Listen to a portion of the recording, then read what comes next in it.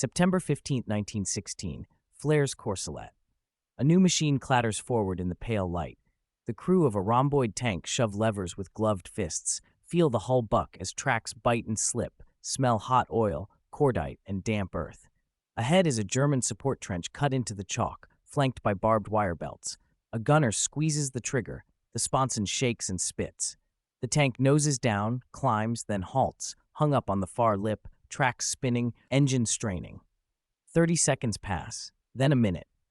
The crew stare at each other through sweat-greased goggles and understand the awful irony. The machine built to cross trenches has been stopped by one, cut wide. The Western Front from the Channel to the Swiss frontier. A double scar of lines, works, and wire, more than 700 kilometers long. Newspapers back in London had joked about Fritz hiding in rabbit warrens. Officers in 1914 called trenches a temporary expedient. By 1915, they were a permanent architecture. The British Army entered the industrial battlefield with bayonets polished and band music playing. The Germans dug, poured concrete, and learned. By September 1916, the British answer rolled on 28-inch wide tracks. Weighing roughly 28 tons, the Mark I stretched more than 26 feet nose to tail and could cross a trench about 10 feet wide if the soil held.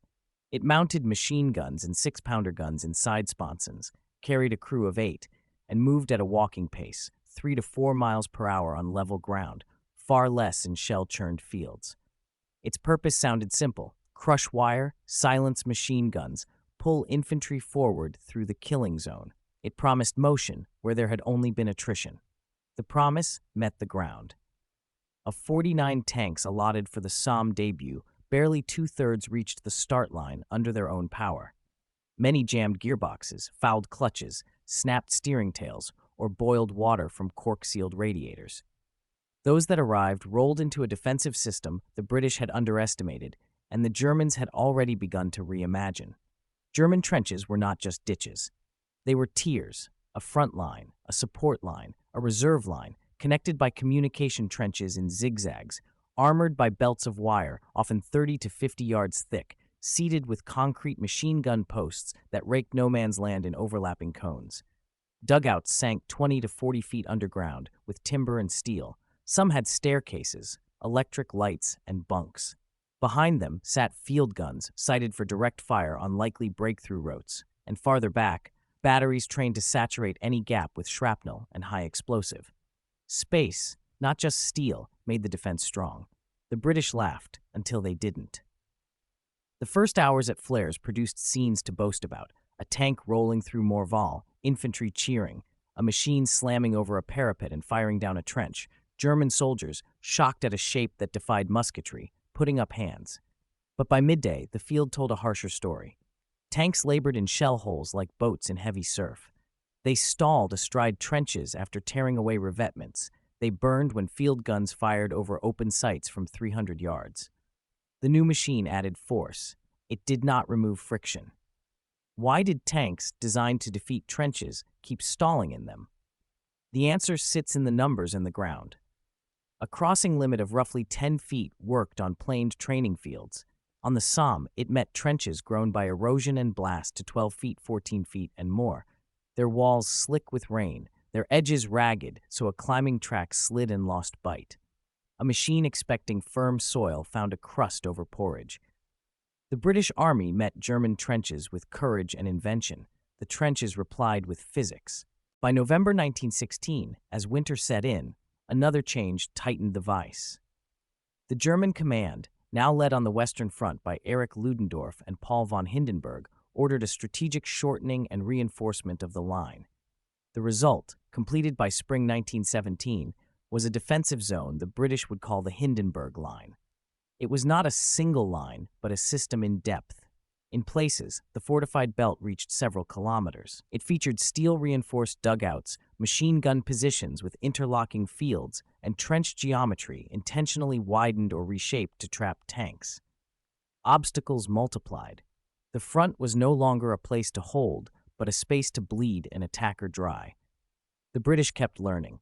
They refined barrages, paired tanks with creeping curtains of shell bursts timed to the minute, experimented with signals flags, pigeons, and trench telephones trailing behind steel hulls.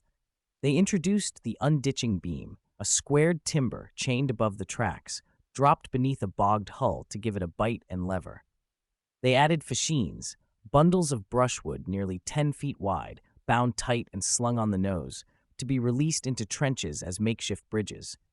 They trained crews to carry spare track pins and jacks. They painted big white numbers and names on steel plates to keep units coherent in smoke and chaos. Then came the worst ground on the Western Front. 3rd Ypres, Passchendaele, July to November 1917. There, rain met Flanders clay in a million shells. The battlefield turned liquid.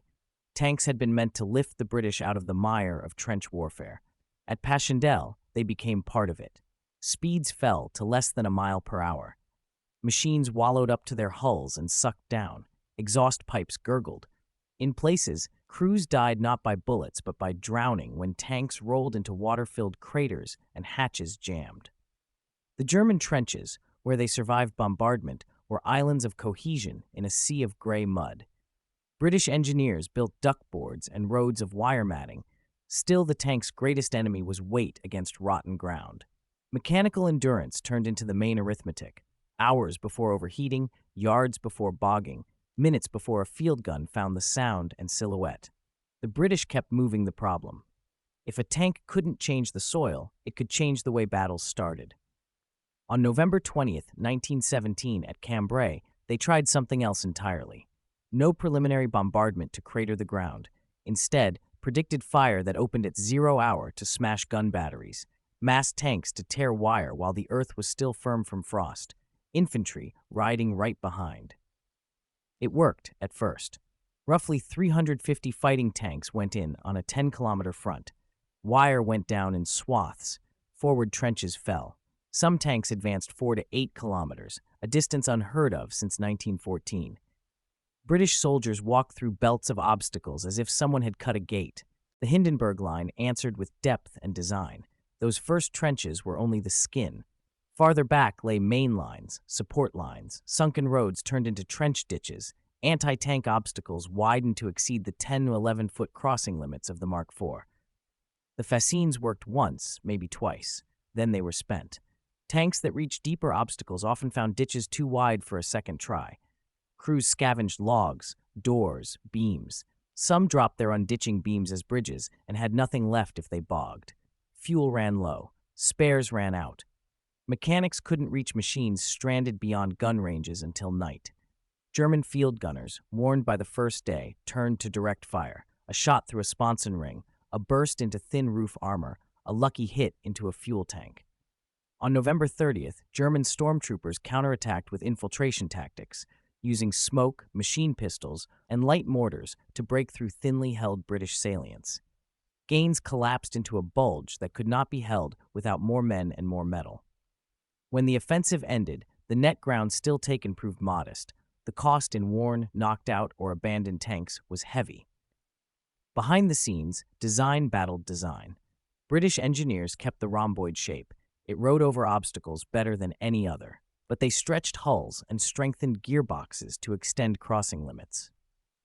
The Mark V arrived with a refined transmission that a skilled driver could manage with fewer men, and with star variants lengthened to cross wider cuts, 13 feet and more under ideal conditions.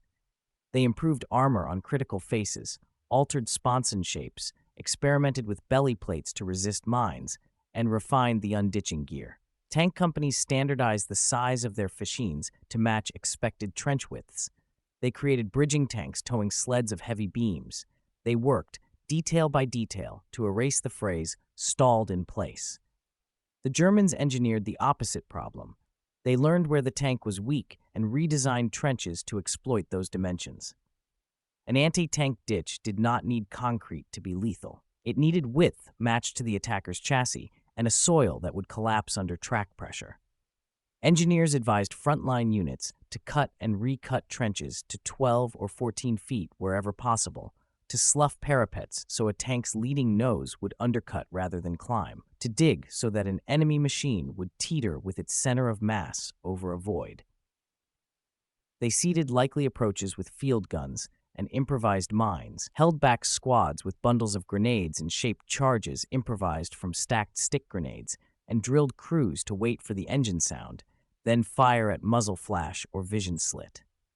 For a British crewman, the war against trenches was a war of inches measured in tons. The crew felt every inch in their bodies. The driver kept both hands on levers, both feet on pedals. The commander peered through a slit as wide as a thumb. Gunners shifted shells the size of small children, braced against recoil, and listened for one sound, the change in engine note that meant bogging. Heat inside climbed into triple digits Fahrenheit. Carbon monoxide built up. Many crews fought with headaches and nausea. They learned the feel of proper bite when the track found purchase on the opposite lip and the hull seesawed forward. They knew the dead feeling when the trench edge crumbled and the machine sat like a beached boat. When that happened within sight of German lines, escape was a sprint under fire. Numbers tell the other half. A tank company planned for attrition even on good ground. Mechanical failure rates on early models could exceed 30% before contact. Combat losses took another bite. On a day of hard fighting in 1917, a unit might start with 100 machines and end with 20 in running order by dusk.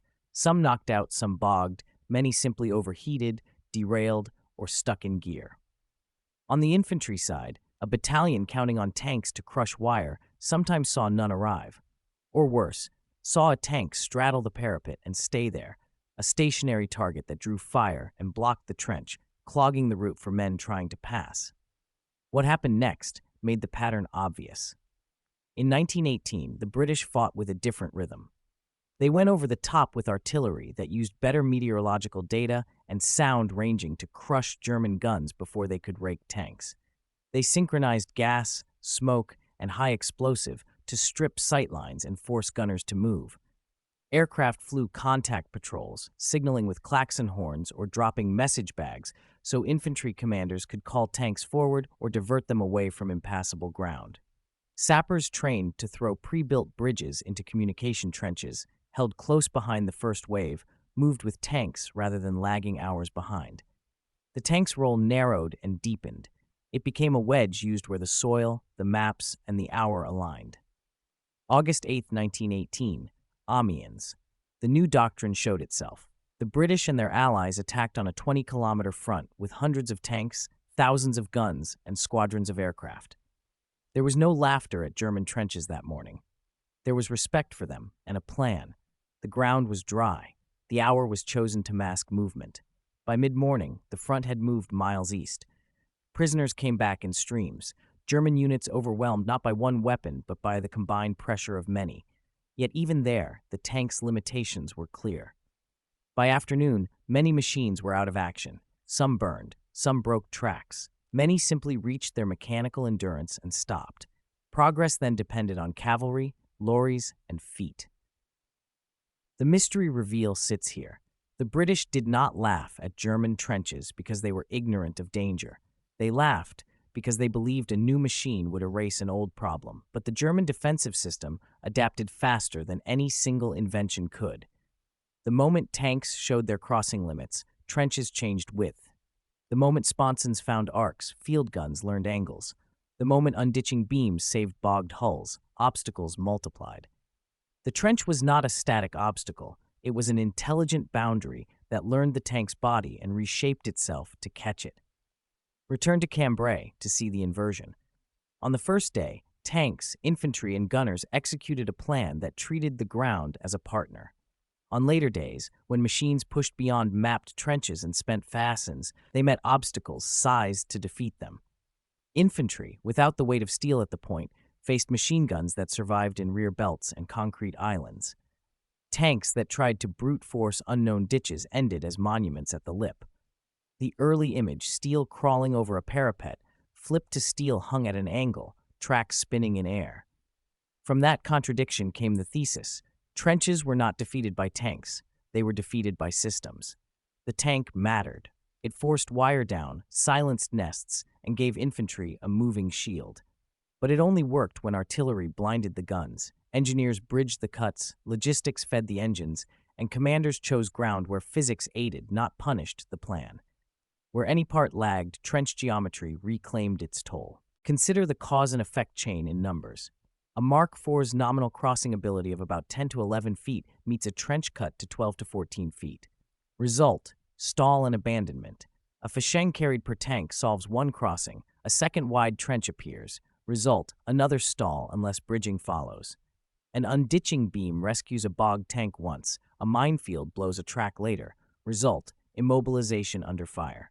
A battery of field guns survives the initial counter-battery plan. Result: direct fire at 500 yards, 2 or 3 hits enough to set a tank ablaze. Each element alone does not doom the machine. Together, they exploit the thresholds baked into its steel. The consequences endured past the armistice.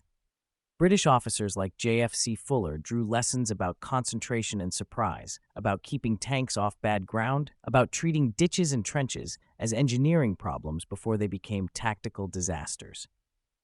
German officers studying the same battles wrote about anti-tank ditches and elastic defense, about pulling main forces back from the front line to avoid initial shock and then striking second-line supports with counterattacks. Interwar manuals on both sides specified ditch widths, wire thicknesses, and obstacles tuned to the dimensions of likely enemy tanks. The dance of measure and countermeasure left the soil marked and the doctrine updated. The human residue was simpler. A rifleman remembered following a tank and feeling tall for the first time in months, walking upright behind armor where bullets hissed into plate. He also remembered watching that tank stop, the engine rev without movement, and seeing the crew climb out into a hail of fire. A tank commander remembered the sound of the hull scraping into a trench and the eerie quiet when the engine stalled. No vibration, just breath and distant guns, before he ordered the beam drop to crawl free. An artilleryman remembered the satisfaction of ranging a tank at 600 yards, watching the second shot punch through side steel, seeing smoke, then fire. These were not abstractions.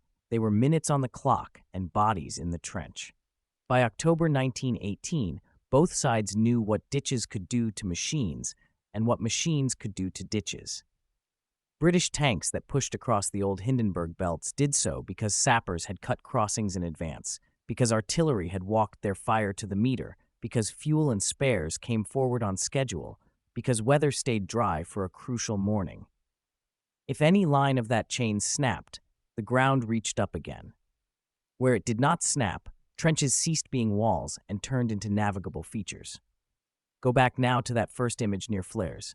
The tank's nose tips down into a trench, tracks spin, steel halts. In the silence before a shell strikes, the crew weighs options measured in inches.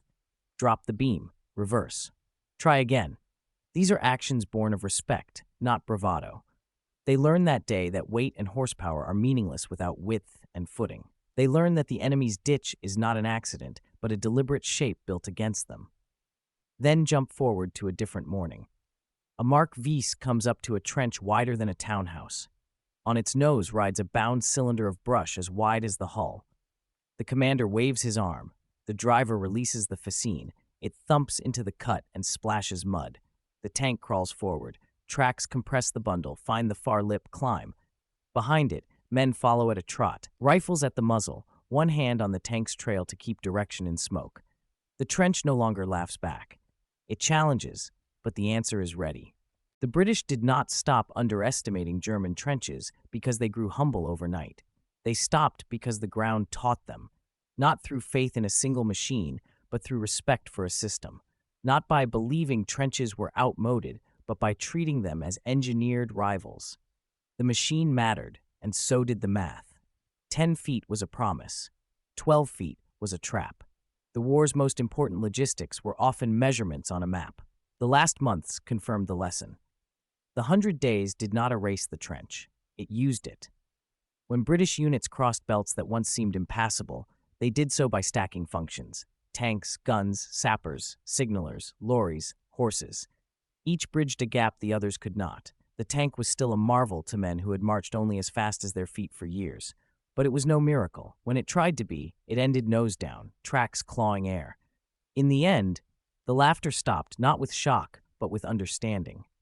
Trenches were not primitive. They were precise, lengths, depths, widths, angles designed to turn momentum into stasis. Tanks were not invincible. They were instruments, weight, torque, traction, fuel converted into yards of advance. The outcome turned on whether a commander respected both truths. Turn the sound down and watch the final image. A trench line from horizon to horizon, then a gap cut by timber and brush, then a tank climbing out of it onto firmer ground. Behind that machine, men move faster.